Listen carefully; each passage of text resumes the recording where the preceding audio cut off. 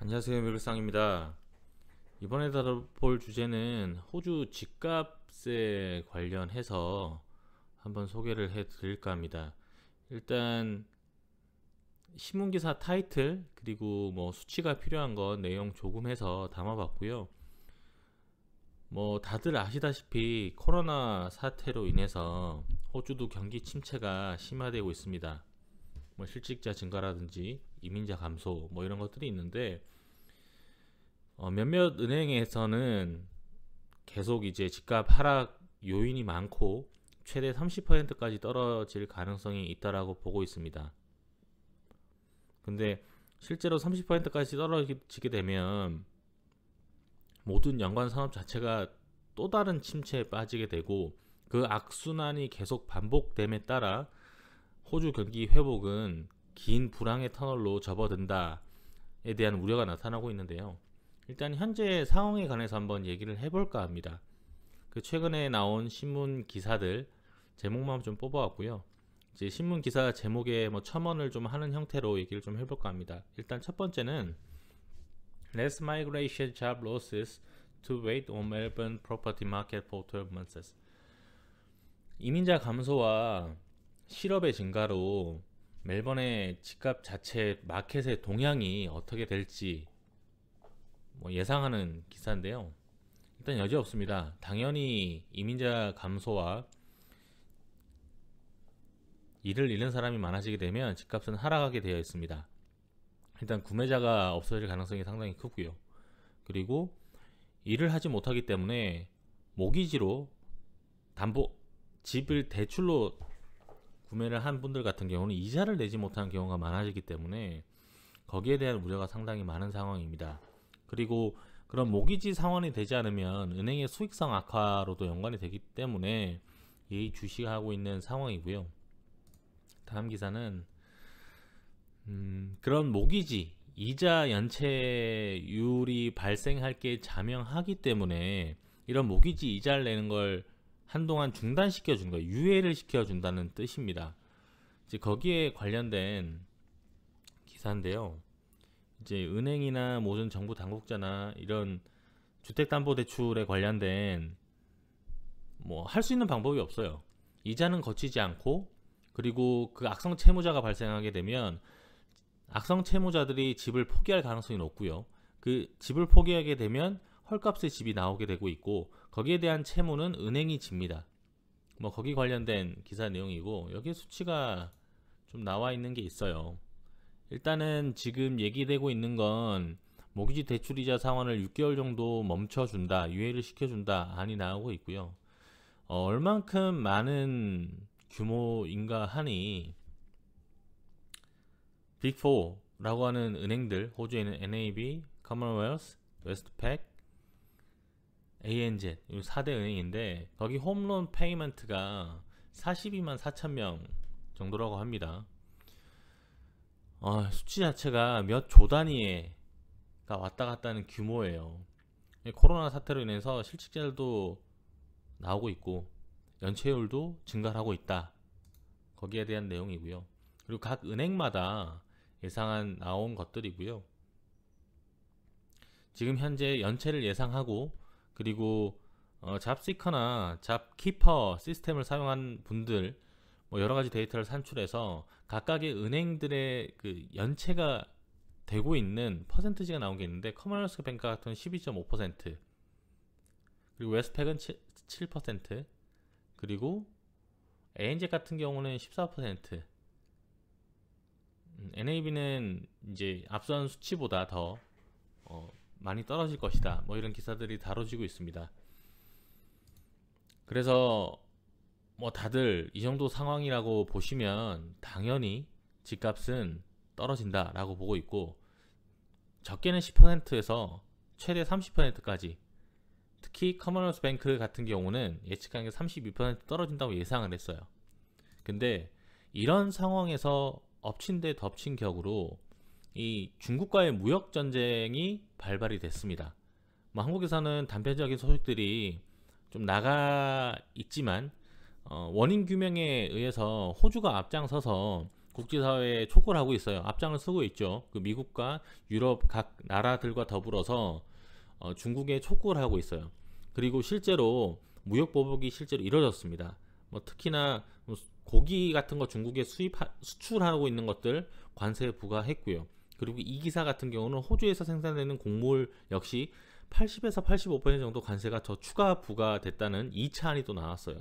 그리고 현재 이런 다툼들 때문에 중국에 대한 인식이 안 좋은 건 당연하지만, 그리고 또 이런 무역 보복을 중국이 쉽게 꺼내는 건 호주가 대중 의존도가 상당히 높은 나라예요. 호주에서 수출하는 수출 물량의 한 30% 이상 가량이 중국으로 나가고 있습니다. 그리고 아까 말씀드렸던 집값 관련된 것도, 집값을 견인한 것도 중국 사람들이에요. 폭발적인 이민자 증가, 그리고 중국도 이 경제 성장률이 상당히 그동안 높았기 때문에 달러를 어마어마하게 가지고 있었어요. 그런 유동성 같은 게 중국 내에 뿌려져서 뭐 주택 경기도 활성화된 걸로 알고 있지만 호주에 많은 중국 사람이 와서 집을 산 경우가 많습니다. 그렇기 때문에 호주 입장에서는 지금 뭐 매일 뉴스에 중국과의 무역 전쟁에 관해서 호주는 양보하지 않을 것이고 뭐 결국에 이길 것이다. 그리고 며칠 전에 전 세계에서도 발의를 했죠. 중국의 원인 규명, 코로나 바이러스의 원인 규명을 철저하게 과학적으로 하자라고 했고, 중국은 WHO 중심으로 해서 검사를 받겠다라는 식으로 답변을 한 상황인데, 중국 입장에서는 실리가 생겼고 호주 입장에서도 그게 관철이 돼서 호주가 이겼다는 매체로 상당히 많이 다뤄주고 있습니다. 그리고 3차 무역 보복이 오늘 현재 나왔는데, 광산, 철광석이나 석탄 중국으로 수출하는 게 상당히 많습니다. 중국이 세계의 공장이기 때문에 전 세계의 자원을 다 빨아들이는 건 다들 아실 거예요. 다 빨아들이는 와중에 석탄이나 철광석, 석탄은 특히나 전기 생산, 화력 발전을 상당히 많이 사용되고 있고, 철광석은 각종 공업의 기초적인 자원이기 때문에 많이 수출하고 있는데 거기도 제재가 들어온다고 오늘 발표가 났습니다. 그리고 호주의 이런 발언들, 원인 규명을 요청하는 발언들을 중국이 비아냥거렸죠. 뭐 용감하지 마 이런 식으로, 이게 제목인데, 그래서 호주에서는 중국 대사관을 초치해서 주호 대사인가요? 호주에 머무르고 있는 중국 대사관을 불러서 강하게 항의했지만 요지부동입니다. 그리고 앞으로 추가 관세 보복은 점쳐지고 있는 상황이에요. 이런 상황이다 보니 훨씬 더 악화될 가능성이 큽니다. 그리고 그 이후에 WTO의 월드 트레이드 오거니제이션에 호주가 제소를 하게 되죠. 관세를 너무 많이 매기니까. 근데 이렇게 되면 중국과의 관계에서도 상당히 불이익이 많을 것이고, 중국에서 보내는 유학생의 숫자도 급감할 가능성이 크고, 이 사태가 끝나고 나서 중국에서 호주로 보내는 여행객 막을 가능성 상당히 크다라고 봅니다. 한국 역시도 사드 사태 때문에 중국에서 강하게 막았죠. 그게 얼만큼 큰 타격이었는지는 한국에 계신 분들은 상당히 잘 아실 거고, 호주에 계신 분이라 하더라도 중국 관광객이 호주에서 쓰는 돈은 천문학적인 비용입니다. 그게 사라지는 거예요. 유학생들 통계상으로는 한 30에서 40%가 중국 유학생을 보지만 제 사견으로는, 그리고 주위 얘기 들어보면 반수 이상은 중국 유학생입니다. 그 사람이 오지 않으면 교육이 무너지는 거예요. 그러니까 호주가 전 세계에서 돈을 버는 방법은 크게 자원 수출, 철광석에 석탄 것도, 두 번째 유학산업, 유학생 유치하는 거, 이제 세 번째가 관광인데, 그 3대 사업이 이번 한 번의 계기로 중국이 빠지게 되면 절반 이하로 떨어져 버린다라는 거예요. 그런 상황에서 지금 현재 집값이 10% 정도 떨어진 상황인데 중국에 돈 있으신 분들이 사는 사람들이 많다라고 합니다. 근데 그 수요가 이 추후에 이런 분위기가 되게 되면 막히게 된다는 뜻이고요. 그러면 추가 하락의 위험성이 훨씬 더 있습니다. 그나마 현재 주택, 단독주택, 대지를 소유할 수 있는 집값 같은 경우는 그나마 덜 떨어지고 있지만, 아파트를 중심으로 한 것 자체는 상당히 많이 급락을 하고 있는 상황이고요.